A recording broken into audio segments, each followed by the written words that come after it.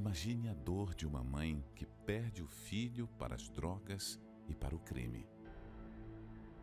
Agora imagine essa dor em dobro.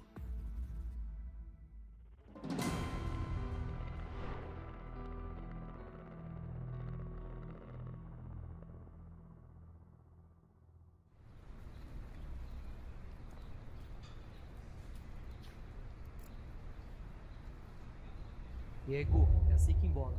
Caramba, Gui, mas e aí? E depois? Cara, é simples. Primeiro você acende, puxa, prende, depois você solta. É, parceiro. Que E da hora, mano! E essa é da boa, vê onde eu consegui. Essa aqui ninguém tem. Pega Tem muito mais. mais lá. Top. Os gêmeos sempre tiveram comigo, eu sempre orientava eles, né? Sempre na escola, amizades assim, né? Iam lá pra casa, jogar videogame. Eu lembro sempre da minha mãe, sempre ela fazendo o papel de mãe e de pai ao mesmo tempo, né? Porque o meu pai ser um pouco mais ausente, né? Então ela que meio que colocava a gente na rédea, né? Educava. Então sempre tive ela como um espelho para poder ser seguido, né? A minha vida nunca foi fácil, né?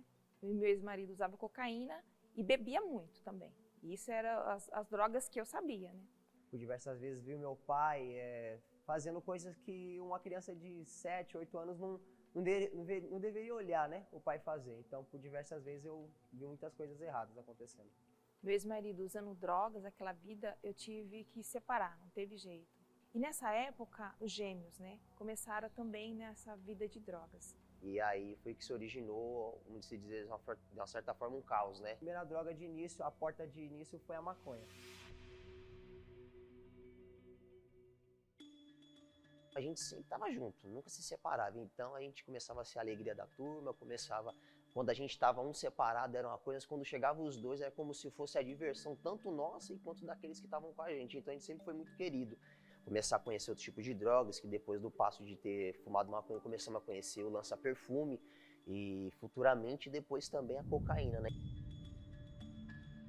Então veio um convite de um rapaz que era da escola, ele chegou com uma oferta, falou, poxa, eu quero poder oferecer um serviço para vocês aí, mas eu vou ser sincero, não é um dos melhores serviços, mas vocês vão ganhar o dinheiro de vocês, só tem que ser rápido e ligeiro. Então aquilo brilhou meus olhos como uma oportunidade de ganhar meu dinheiro e foi aí que eu engajei no tráfico de drogas. E aí, quebrada, tranquilo, suave?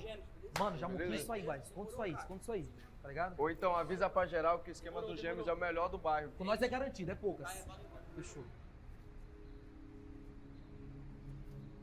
Ali a gente começou a ver um outro parâmetro, né? Não era só o dinheiro fácil também, mas era também um risco iminente de cadeia, de como é que eu posso dizer, de tristeza para a família, já que a gente tinha uma família que nos apoiava, embora não tivesse toda a condição, né?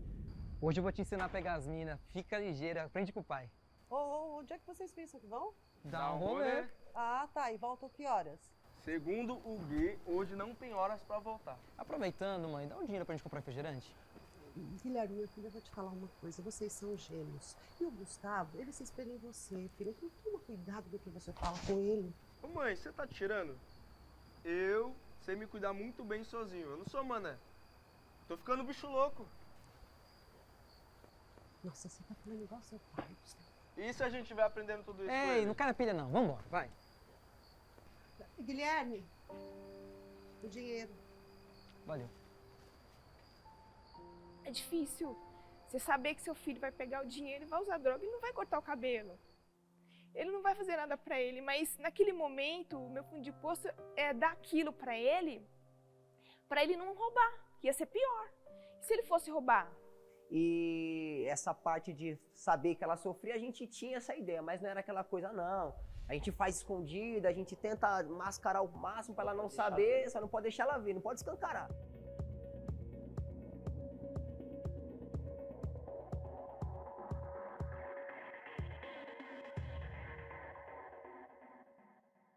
E era difícil pra mim, porque eu não tinha mais força. Então a droga me afastou da minha mãe, a droga me afastou, na verdade, as pessoas de confiança, as pessoas que eu amava. Então o meu respeito foi por água abaixo, a minha dignidade foi por água abaixo. E nesse meio tempo aí eu encontrei um antigo amigo que eu jogava bola, que daí veio o convite, né? Eu não vim aqui para comprar ou para vender drogas. Eu vim aqui para te mostrar uma saída. Você quer? Sim. Eu tive conhecimento que o Guilherme tinha ido na igreja Universal. Só que por não ter uma cabeça boa, eu não tirei o melhor proveito desse convite. Aí convidei ele foi um dos primeiros que eu convidei, porém também, já não tendo uma cabeça boa, não aproveitou também. A minha mãe aproveitou. Como eu já estava cansada de estar buscando em outras igrejas e não resolvia, só emoção, era aprovação. E não tinha resultado nenhum. Só que nesses altares você louvava, chorava e não resolvia. Você voltava, chorava e não resolvia. Então eu falei, não é possível que o Deus que existe não resolve as coisas. Não é possível. Isso estava na minha cabeça, já estava assim há um bom tempo. Eu via que eu tinha que fazer algo por mim mesma, para me ter forças, porque a luta não ia ser fácil. E eu precisava restaurar primeiro o meu altar com Deus. Eu precisei fazer uma fogueira santa para me poder receber o Espírito Santo. Foi uma das primeiras, que eu fiz. E quando eu fui batizada com o Espírito Santo, eu senti força. Foi algo mais forte, que eu tinha que... Eu sabia que eu ia passar por problemas, com a luta com os meus filhos. Mas eu já tinha certeza que eu não estava sozinha. Só que a gente ainda estava muito preso, muito preso ao vício, muito preso a muita amizade antiga. Então, para cortar aquele laço era muito difícil. Eu via do meu irmão, às vezes meu irmão ia lá, eu vi o Guilherme e o Gustavo ali. Eles não estavam legal. Ver essa revolta de falar, oh Deus, ou o Senhor faz a mudança, ou vai ficar o seu nome aí, O Deus que resolve, que faz na vida de fulano e na minha vida não faz. Ou é ou não é, Tinha que ser isso. Ou é ou não é. Aí eu fiz a fogueira santa por eles. E eu fui por tudo ou nada.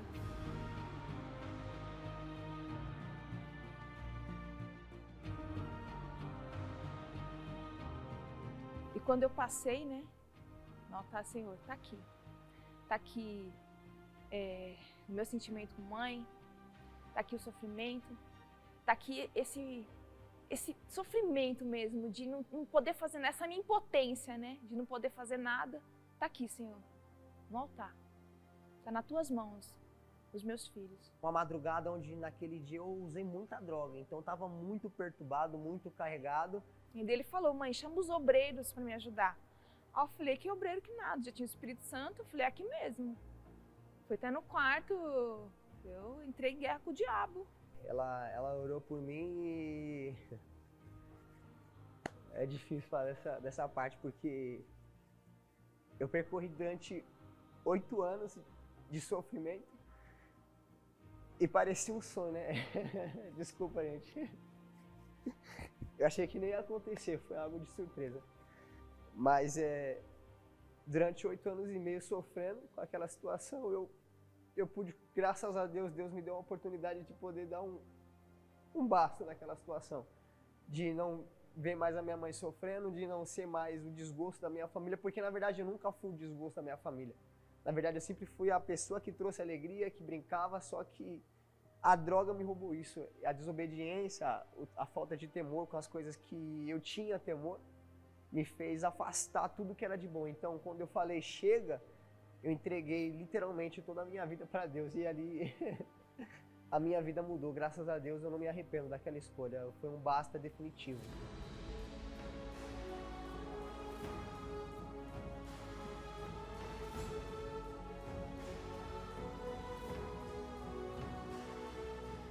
Aí foi ali que ele foi liberto, depois foi o Gustavo.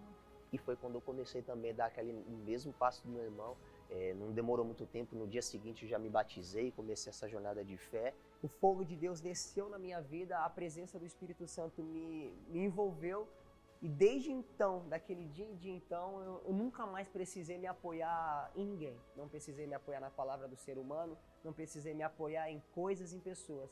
falei para Deus assim que se fosse para mim voltar para aquela vida, que eu pedisse a morte para Ele, para que Ele me levasse, porque eu não queria mais sofrer do mesmo jeito que eu sofri, não queria entristecer, não queria ser vergonha para minha família e para mim mesmo, né?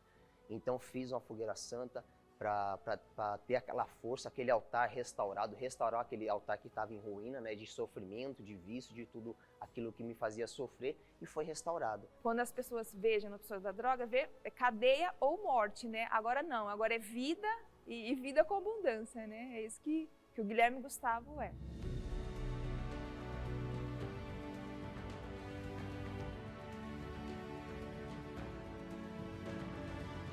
Hoje, como mãe, eu me sinto realizada, né?